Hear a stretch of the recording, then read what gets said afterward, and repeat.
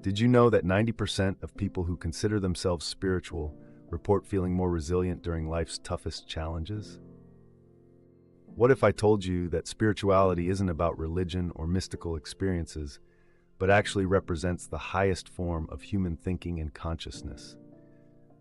Today, we're diving deep into spiritual health and wellness, and I'm going to show you exactly how developing your spiritual intelligence can transform every aspect of your life. Let me start with something that might surprise you.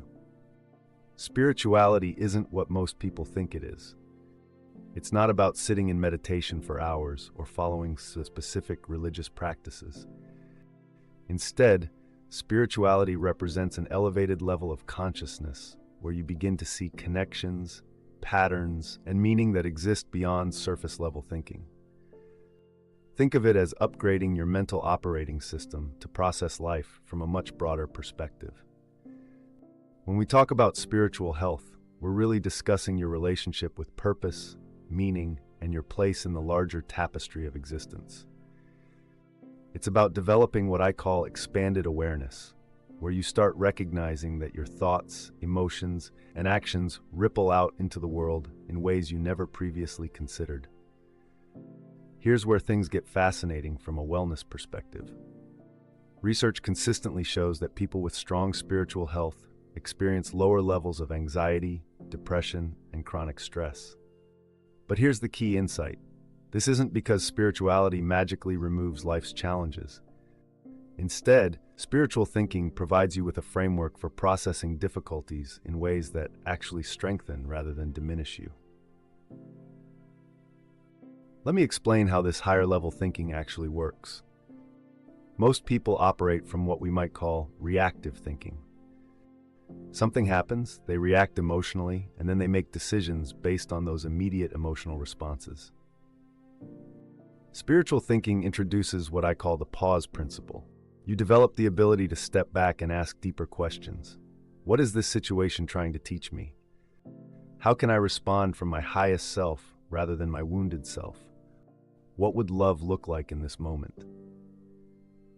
This shift in perspective is incredibly powerful because it moves you from being a victim of circumstances to being a conscious participant in your own growth.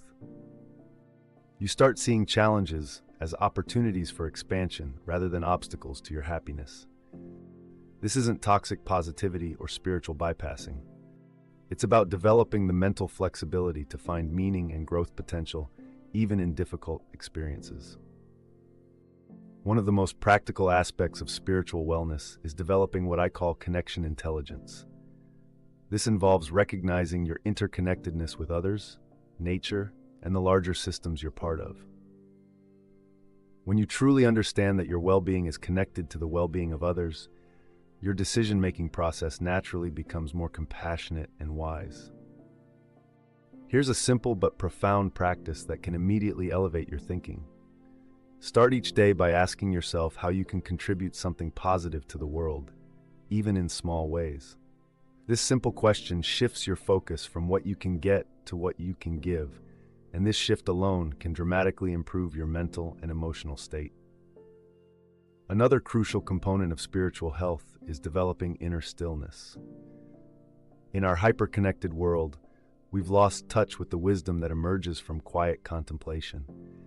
This doesn't require hours of formal meditation. It can be as simple as taking 5 minutes each day to sit quietly and observe your thoughts without judgment. This practice helps you distinguish between your essential self and the constant mental chatter that often drives stress and anxiety. Spiritual thinking also involves embracing paradox and uncertainty with grace.